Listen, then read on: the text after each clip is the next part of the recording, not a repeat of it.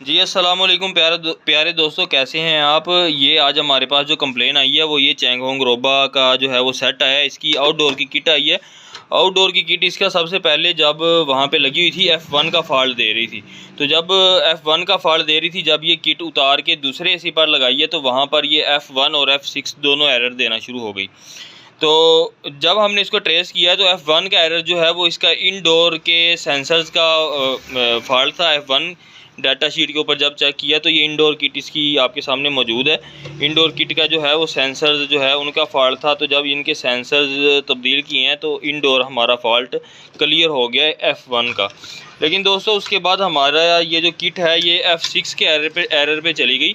F6 का error दोस्तों इसका कम्युनिकेशन का एरर होता है। उसका मतलब ये है कि हमारी जो इंडोर और आउटडोर किट जो आपस में, अब सादा अल्फाज में अगर कहें कि एक दूसरे को पैगाम भेज रही होती हैं, इसके पैगाम नहीं जा रहा था तो उसका मतलब ये होता है कि हमारी कम्युनिकेशन नहीं हो रही।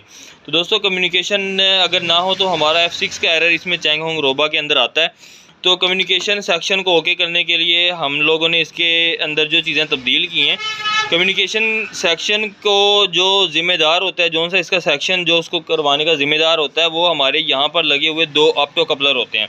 ऑप्टो कपलर दोस्तों जैसा कि नाम से ज़ाहिर है, ऑप्टो कपलर रोशनी के ज़रिए से काम करता है। तो यहाँ पे हमारा जो पैगाम दूसरी किट के अंदर जा रहा होता है वो बेशक इस ऑरेंज तार के ज़रिए इलेक्ट्रिक पल्सेस जाती हैं, लेकिन यहाँ पर मौजूद 2 जो ऑप्टो कपलर आपके लगे होते हैं, ये हमारे उस इलेक्ट्रिक पल्स को कन्वर्ट करते हैं रोशनी की पल्स के अंदर। और हमारा जो सिग्नल है हमारे मेन जो MCU है, हमारा CPU है, इस IC को जाता है। इस IC को जाके फिर हमारी कम्युनिकेशन जब ओके हो जाती है तो हमारा सर्किट आगे काम करता है।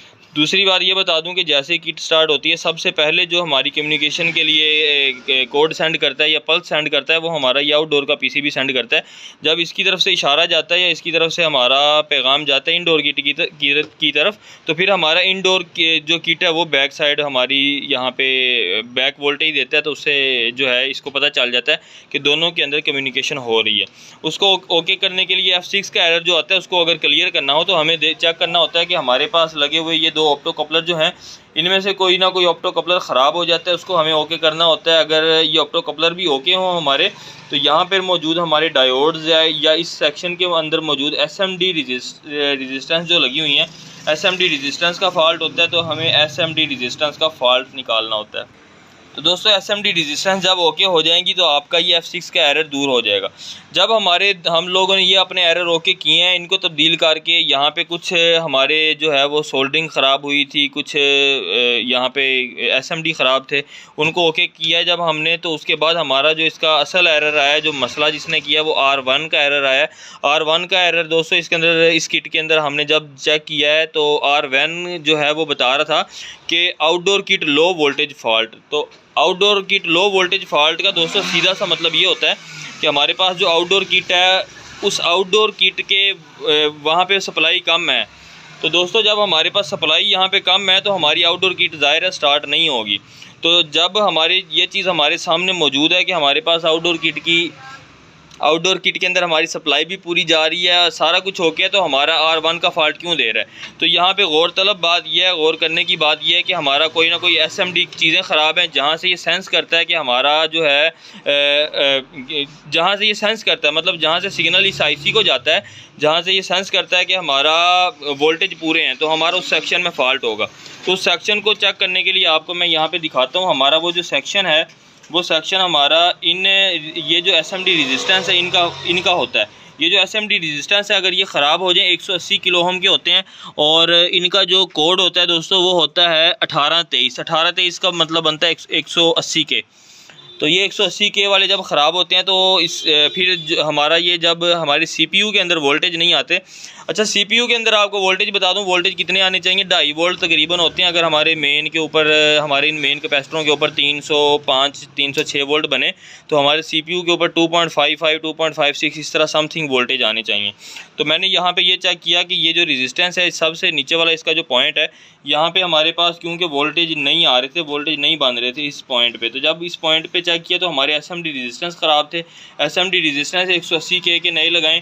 दूसरी बात ये भी हो सकती है, अगर SMD रेजिस्टेंस सही हो तो यहाँ पे एक जंपर होता है, जो जंपर ये कैपेसिटर है इनका जो प्लस है ना, इनके प्लस के पॉइंट से मिल रहा होता है जाके। तो जब इनका प्लस का पॉइंट यानी कि उसके साथ नहीं मिलेगा, जंपर के साथ जंपर टूटा होगा, तो हमारे जब MCU के अंदर 2.5 वोल्ट नहीं जाएंगे तो भी ये यानी कि लो DC वोल्टेज का R1 का एरर दे देगा। तो उस सेक्शन को क्लियर करने के लिए सिर्फ यही चीज़ होती है, आपने इस चीज़ को क्लियर कर लेना है तो आपकी एक किट जो है वो क्लियर हो जाएगी। इस टाइम हमने अल्हम्दुलिल्लाह किट को क्लियर कर लिया है। अभी हम आपको चला के भी दिखाते हैं। ये हमारी जो है वो इंडोर ब्लोअर मोटर है। इंडोर ब्लोअर मोटर को भी हम यहाँ पे लगा लेंगे और उसके बाद इसको सप्लाई दे के, ये हमारे पास कंप्रेसर है। और जब दोस्तों कंप्रेसर चलाना है तो आपने रिएक्टर लाजमी लगा लेना है। रिएक्टर मेरे पास ये छोटा पड़ा है तो मैंने यही लगा लिया, लेकिन ये भी गुजारा करेगा। तो अभी हम इसके ऊपर जो है अपने कंप्रेसर हमारा जो पड़ा है ना, हम इस कंप्रेसर को UVW आपने तारें सारी सीधी लगानी है, वरना कंप्रेसर उलट चलना शुरू हो जाएगा और कोई नुकसान हो सकता है। तो ये तारें UVW के हिसाब से बिल्कुल ओके लगा ली हैं। ये यहाँ पे ऊपर डायग्राम बनी भी होती है। अच्छा, इसके हिसाब से ये ओके लगा लिया है। अब हम इसको जो है वो सप्लाई देंगे। सबसे पहले मैं जो है ये मोटर की जो कनेक्शन है, मोटर के कनेक्शन कर लूँ तो फिर हम आगे आपको दिखाते हैं। अच्छा, ये मोटर के कनेक्शन करने के लिए हमें अपना ये ढक्कन ओपन करके, आपको मालूम है ये ढक्कन ओपन करना है। इसके अंदर ये मोटर की 2 तारें, एक ये इसका पावर का जैक है, यहाँ से इसको पावर मिलेगी 220, ये कैपेसिटर लगा हुआ है, AC मोटर है ये, ठीक है। और साथ में ये इसका फीडबैक का जैक है। तो ये चैंगहोंग रोबा की किट है, इसका जो फीडबैक होता है दोस्तों वो 12 वोल्ट का होता है। बकाया कुछ किटों का 5 वोल्ट में आता है, कुछ का 12 वोल्ट में आता है। तो ये भी ये हमारा वो वाल की तार है, ये ऐसी रहेगी। हमारे ये तीनों सेंसर यहाँ पे लगे होने चाहिए, तीनों सेंसर लगे हुए हैं। मोटर हमने यहाँ पे लगा ली है। इंडोर के हमारे दोनों सेंसर हैं वो भी हमारे लगे हुए हैं। अब हम इसको जो है वो सप्लाई देंगे। अच्छा दोस्तों, ये अब हमने जो मेन सप्लाई है ये देखें, ये मैंने इंडोर किट को लगा ली है। और जो हमारी आउटडोर किट के कनेक्शन है वो तीनों मैंने यहाँ पे कर दिए। ये जो हमारी कलेजी कलर की वायर होती है, कलेजी कलर की वायर हमारी फेज़ की होती है, ये फेज़ पे लगा ली है। नीले कलर की न्यूट्रल पे लगा ली। और जो ऑरेंज खट्टे रंग की तार होती है ये हमारी कम्युनिकेशन की तार है। ये कम्युनिकेशन 4L1 यहाँ पर लिखा होता है तो यहाँ पर लगा दी है। तो हमारी किट जो है वो इसके साथ रेडी है। अब ये हमारा कंप्रेसर भी यहाँ पे ओके पड़ा है। अब हम इसको जो है वो मेन सप्लाई में इसको देने लगा हूँ।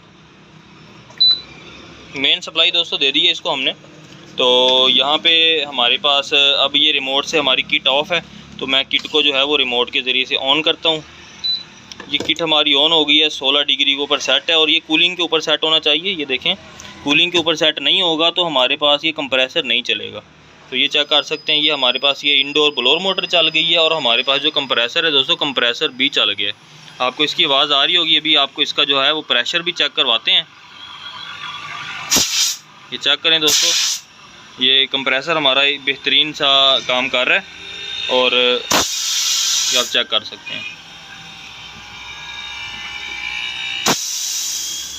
ठीक है दोस्तों, ये रिएक्टर हमारा छोटा लगा हुआ है। ये ज़्यादा लोड के ऊपर तो ये गर्म हो जाएगा, लेकिन अभी क्योंकि बगैर लोड के ये चल रहा है, यहाँ पे ये चलाता रहेगा, मसले वाली कोई बात नहीं है। दोस्तों किट बिल्कुल रेडी है। तो आप ओके हो गया दोस्तों। अब हम इसको बंद कर देते हैं क्योंकि हीट सिंक यहाँ पे नीचे IPM के नीचे हीट सिंक लगा हुआ नहीं है। तो मैं इसको ऑफ़ कर रहा हूँ किट को, अपनी को किट को दोस्तों मैंने ऑफ़ कर दिया।